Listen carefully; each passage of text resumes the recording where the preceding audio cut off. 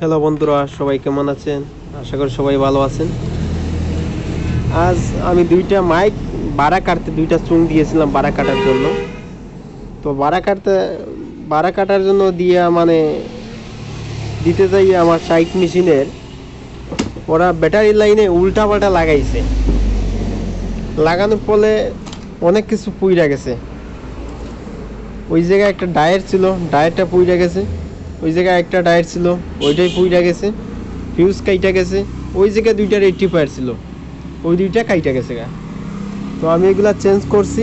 প্রথমে দেখছি যে এগুলা সিরিজ লাইট জ্বলা গেছে, কোনো কিছু হয় না, কোনো অডিও হয় না।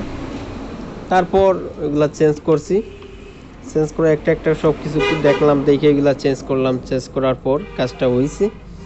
তো এই জায়গায় আমার কাছে এগুলা মেটাল ডায়েট এগুলা নাই। এগুলা না থাকার কারণে আমি ওই জায়গায় এই যে রিস্কার অটো চার্জারের যে ডায়েটগুলো আছে না, সিলিকন ডায়েট, ওইগুলো আমি বসাই দিছি। তো এইরকম ভাড়া কাটতে গেলে অনেক সময় অনেক কিছু হয়, নিজেরা প্রবলেমটা ফেস করে প্রবলেমটা সমাধান করতে হয়। অনেক সময় দেখা গেছে ওই কাজের জন্য একজন টেকনিশিয়ানের কাছে নিয়ে গেলে অনেকটা বিল আসে। তো এইগুলা ব্যবসায়, মাইকের ব্যবসা, সাউন্ড সিস্টেমের ব্যবসা, টুকটাক কিছু কাজ যদি নিজের জানা থাকে তাহলে অনেকটা হেল্প হয়। তো আমি বলবো যারা এগুলো ব্যবসা করেন টুকটাক কাজ শিখে রাখবেন, উপকারে আসবে। তো কাজ যে কোনো কাজই জানা থাকাটা আমি মনে করি যে ভালো।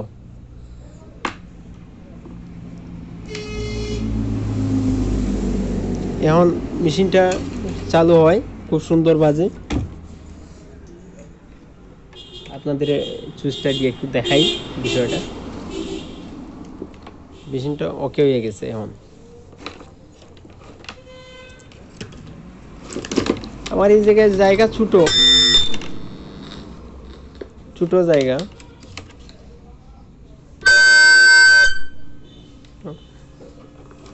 হ্যালো হ্যালো হ্যালো চিক হ্যালো।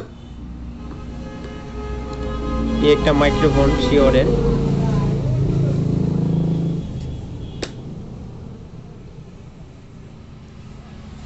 আউজা মেশিনে বেশিরভাগই আপনার এই যে ডায়েট বলেন আর রেক্টিফায়ার বলেন, এগুলা কাইটা যায়, ফিউজ কাইটা যায়। তারপরে এই যে রেজিস্ট্যান্টগুলো আছে এগুলা কাইটা যায়। তারপরে এই যে 4007 যেইটা আছে মক্সপেট আর ট্রানজিস্টার বলেন, ওগুলা কাইটা যায়।